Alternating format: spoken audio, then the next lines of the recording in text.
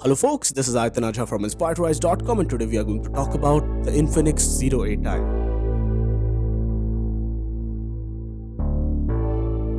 So guys, let's first start with the unboxing for the Infinix Zero 8i. This is the official box for the smartphone which retails in India. And inside the box you get the smartphone first of all. You get the stickers for this device and it's a very unique proposition by the brand this time around. You get a TPU cover which is really thick.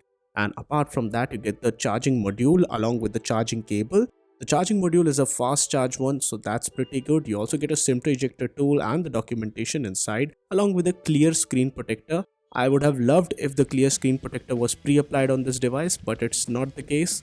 So that's something that you would have to bear with. If we delve deeper into the build and design for this smartphone, it's a really big one with a unique characteristic design which helps it to stand out from the competition. The camera bump on the back is really large. It has a 6.85-inch smooth display, and if you look at the camera bump, it's definitely huge.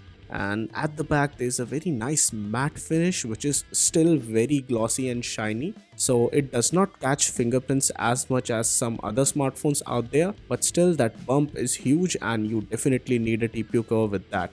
There's a 3.5mm jack, USB-C port and speaker grill on the bottom. The fingerprint sensor is embedded in the power button on the right hand side and it's fast and accurate. It comes with dual SIM and dual VoLTE VO Wi-Fi support along with a dedicated microSD card slot. And at the back there's the quad camera setup along with the LED flash for this one. It's available in black diamond and silver diamond colors, and it's really thick also because of the 4500 mAh battery. The display on this one is a 6.85-inch big Full HD Plus display with a pill style notch, 90Hz refresh rate and 180Hz touch sampling rate. There's a max brightness of 480 nits and a 90.1% screen to body ratio. It's an IPS LCD display with great colors and contrast. In sunlight also it was visible, and though the contrast ratio isn't as high as an AMOLED panel, it's still 1500:1. Sometimes it gave me issues while I had full screen gestures enabled, but they were all software glitches and bugs, all of which can be resolved. On the inside it comes with a MediaTek Helio G90T processor, 8GB of RAM, 128GB of storage. There's no NFC support, but it does support USB OTG. It has almost every sensor required for a great smartphone experience. Has good read-write speeds because it's a UFS 2.1 storage. All the benchmarks indicate that it's a good performing smartphone, and it does not support wideband L1, so that's something which you will miss on the smartphone. And if you talk about gaming performance on the smartphone, it comes with liquid cooling which allows for sustained gameplay for a long duration of time. Gameplay was great, as I felt that in this price range this is one of the better chipsets for gaming.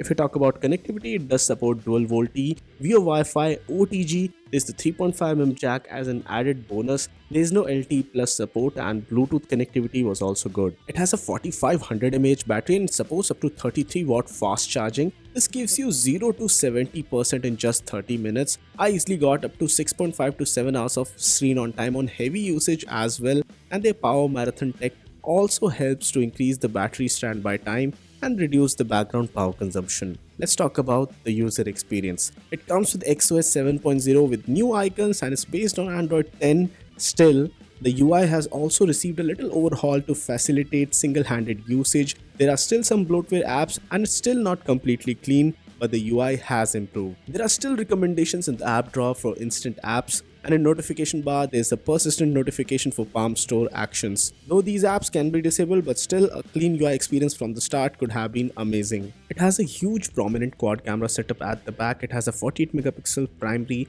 f/1.79 sensor, an 8MP ultra wide sensor, a 2MP depth sensor, and it has got eye tracking autofocus as well. There's support for 10x digital zoom. The images were pretty good from this camera, and the front camera also is a good one, but sometimes in really harshly lit conditions the camera struggle to render accurate colors.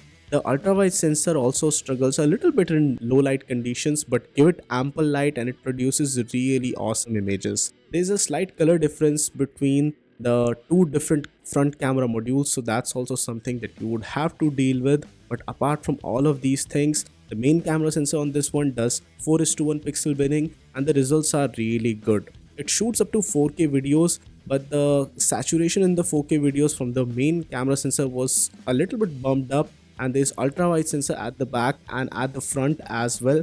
The front ultra-wide sensor shoots good video with good audio, but the dynamic range is severely limited, while the front primary camera sensor shoots up to 4K video, but the colors are really highly saturated and boosted in the front video. And you would also see that the dynamic range is pretty limited on the front main camera sensor, which is a 16 megapixel sensor. The only problems I felt with the images was in the post-processing algorithm, which applied more over sharpening than acceptable. Gcam mod does not work right now on this smartphone, though there is support for Cam2 API. Maybe in the near future we might see a working Gcam mod for the smartphone. All in all, the camera on this one is a good performer, and the ample number of sensors that you get on this smartphone do enhance the overall experience. This smartphone would be available for a limited price of 14,999 rupees for a starting price only, and I guess for this particular pricing it does have some really good things, though there are still some chinks in the armor, but overall it's a pretty solid package. So guys, this was it for this video. In case you like this one, don't forget to smash the thumbs up button and do subscribe to Inspired to Rise for more awesome tech videos like this one. And guys, no matter what you do, stay inspired to rise.